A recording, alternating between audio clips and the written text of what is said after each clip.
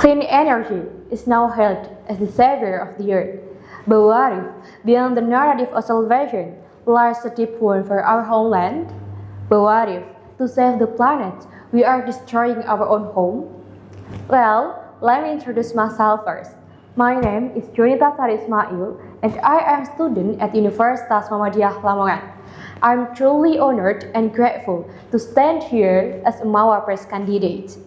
Today, I want to invite all of us to open our eyes to see the other side of the clean energy transition is rarely discussed. The side marked by destruction, inequality, and the sacrifice of Indonesians' irreplaceable ecosystems. Ladies and gentlemen, today the world is abuzz about clean energy and the importance of transitioning to electric vehicles, batteries, and renewable energy sources. However, behind all the euphoria, there's a high price, and often it's not we who pay, but the environment and local communities that are sacrificed. We must be aware that the primary raw materials for green technology, such as nickel, lithium, and cobalt, are mined on a large scale in various regions in Indonesia. Let's see, Halmahera, Morowali, and also Kalimantan, one by one are being destroyed under heavy equipment and mining interest.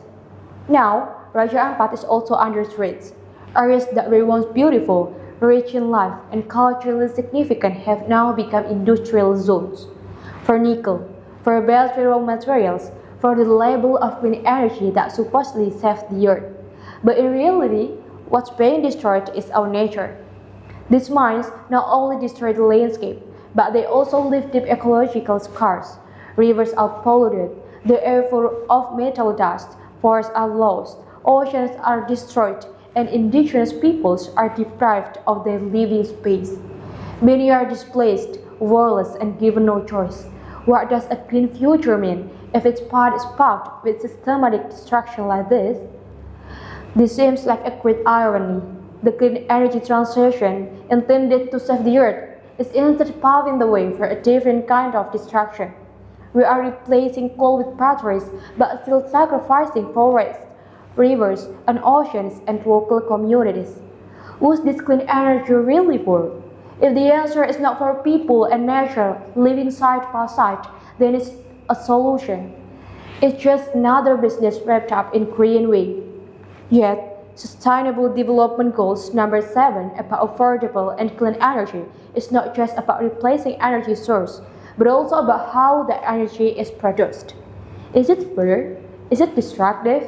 Does it ignore people's right to life and environmental sustainability? If the answer is yes, then we are not on the right track. Clean energy should elevate the quality of human life, not robots. Likewise, with SDGs number 13 about addressing climate change, this goal requires us to maintain natural ecosystems as the Earth's buffer. However, now, many of these ecosystems, including rainforests in Kalimantan, mountains in Sulawesi, and marine areas in Papua, are being destroyed in the name of saving the climate. This is contradictory. How can we fight climate change while cutting down forests and polluting the sea?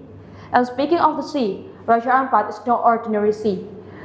It is home to thousands of rare and valuable marine species. It's a natural laboratory, a center of both biodiversity, which is irreplaceable. We are not against clean energy. However, we want energy that's truly fair and sustainable. Energy that doesn't destroy one place to fortify another.